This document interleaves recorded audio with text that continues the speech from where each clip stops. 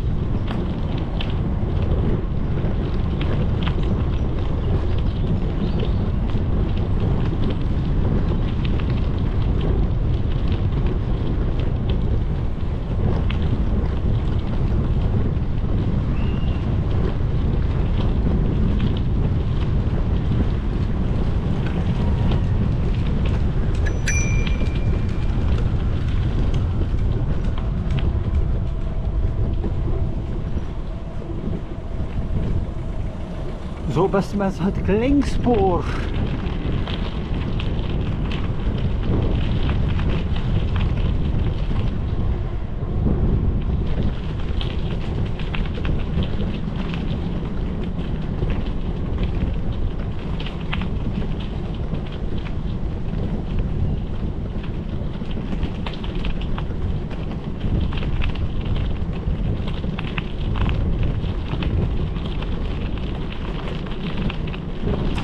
En welkom in Hulst, Nederland.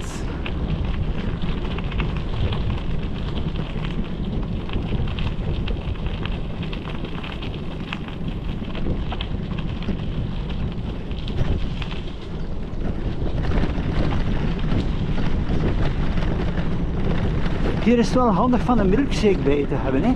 Zo'n milkshake op je fiets. Tegen als je eruit bent uit het bos, is die klaar.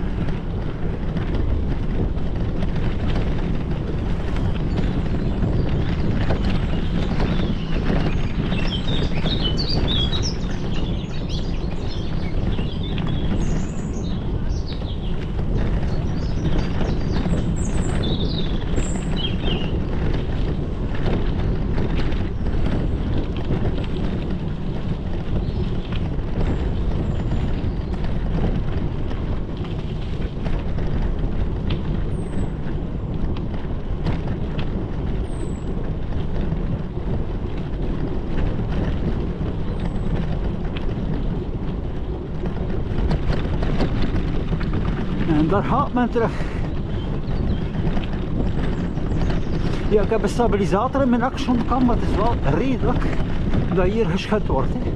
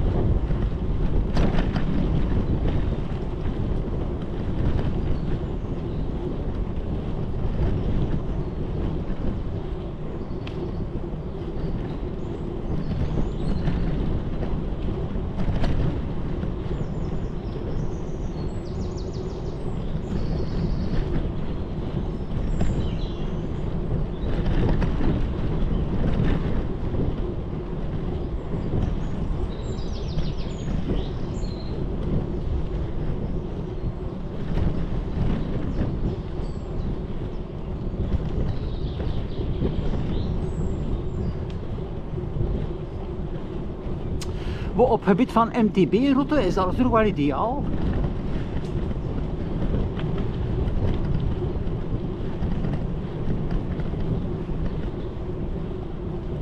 Het laatste stuk is hier wel wat soepeler.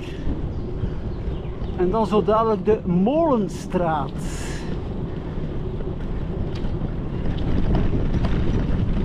Ja, hier is toch wel even...